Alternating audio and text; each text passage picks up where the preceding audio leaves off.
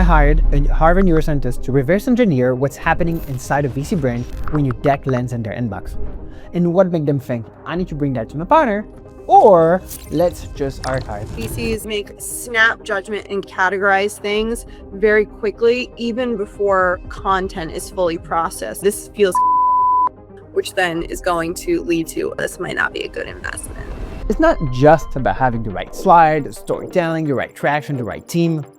Yes, those matter. But there's one ingredient that glues everything together. And without it, your slides are just slides. And most fans miss that ingredient. That's what we've been obsessing over. We built our methodology across 300 pitch decks, specifically engineered for how VC actually process information, and as a result, helped raise over $160 million. And most recently, a $16 million round for Amigo, an AI agent startup. I'm Ali, founder and CEO of Amigo, and we've raised $17 million from top investors to prove there's a better way to do healthcare. The key to making persuasive pitch deck is to understand what drives a VC decision, the subconscious force that actually make them say yes or no. Let me show you an experiment that reveals exactly how decisions are actually made. In 1994, a neuroscientist named Antonio Damasio studied a patient named Elliot. Genius IQ, perfect memory, perfect logic, perfect reasoning. But after a tumor damaged his brain, Elliot couldn't choose between two pen colors. Couldn't pick a restaurant for lunch. He'd spend hours the entire afternoon comparing the menus. His logic was perfect. He could analyze every option, yet he couldn't pick one. What was missing? Emotion. The tumor had destroyed the part of his brain that processed emotion. Without it, his brain couldn't make a single decision. That's the ingredient. That's what glues everything together. For every decision required emotion, including the one the VC makes about your pitch deck. And if your deck is all data and no feeling, the VC has nothing to anchor the decision to. Every deck looks the same. So your job is to build a deck that creates that emotion. And Elizabeth, the Harvard neuroscientist, broke down exactly how it works and how to engineer this into your deck. The problem creates this emotional tension that draws our attention, and the solution provides that resolution and that clarity and gives, again, us or whoever you're pitching to that emotional sense of relief. So with this story or this persuasion sequence, you're changing the investor or the person that's being pitched to from, why should I care to, oh, I do care about this and I want to help fix it. Now, you probably know the problem and the solution are really important, but how do you actually build this emotion framework around the problem and the solution? This is exactly what I'm going to show you in this video. First, how to make a problem that triggers a real emotion in the VC brain. And second, the perfect solution to release that tension. So let's get started with the problem. So here's what most founders write on their problem slide. Hiring is inefficient, compliance is complex, the process is outdated. It sounds reasonable, but they just can't work.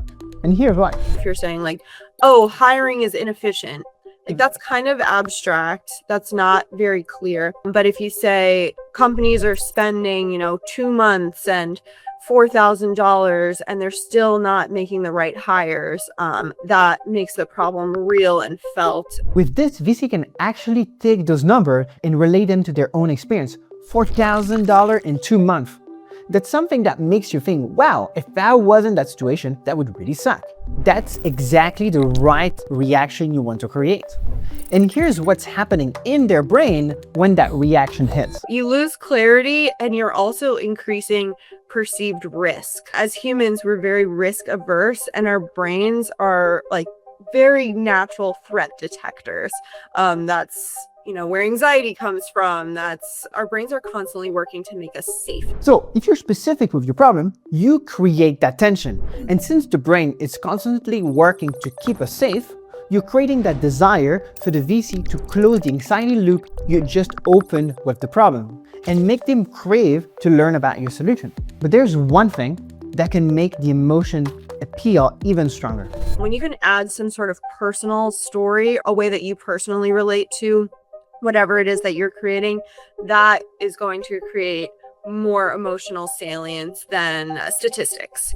If you personally lived through the problem, don't wait until the team slide to speak about it. Put it there in the problem slide. Put your face on it. Say, I saw this, I lived this is why I'm building this. It works so well because the brain responds completely differently to a person pain than a statistic. And when a VC can see that you personally live through the problem, that it cost you, that it hurt you, their brain doesn't just process it as information. It triggers empathy. It makes the problem feel real in a way that numbers just can't. And beyond that, it creates the ultimate moat. Because now with AI, the bar to create something has lowered massively. But your personal experience is the one thing that cannot be replicated. So it doesn't just create emotion, it creates a uniqueness. Now, the VC feels the problem, their brain has registered a threat, and this is the moment your solution can become powerful. But if you show it the wrong way, you waste all of that tension. But before we jump to the solution, if you're watching this, you're probably raising fund and working on a pitch deck right now. But after making 300 pitch deck and seeing which founders successfully raise or the one who don't, I know that the deck is not the only part that makes you successful. To actually raise, you need much more than that. And that's why I created a program that map all those steps and work on it to make sure that you can actually raise. We do venture optimization to make sure that your startup is in the right shape for VC to look at it. We help you build your material. And most importantly, we introduce you to the right VC in our network and help expand your own network. But because we would directly introduce you to our VC network, we cannot work with anyone.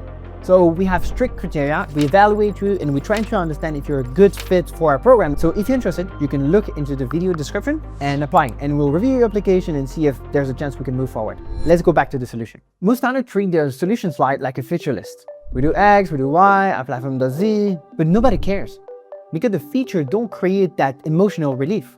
Your solution has to directly respond to the problem you just showed. The reason that the problem solution is helpful is that it increases the perceived value of whatever that thing is. The brain doesn't evaluate value in isolation. It kind of bases that off of the change that you see. So when you have a clear before, then the after just feels a lot more important and a lot more valuable. So if the problem is $4,000 and 2 months for the wrong hire, your solution can be we streamline hiring.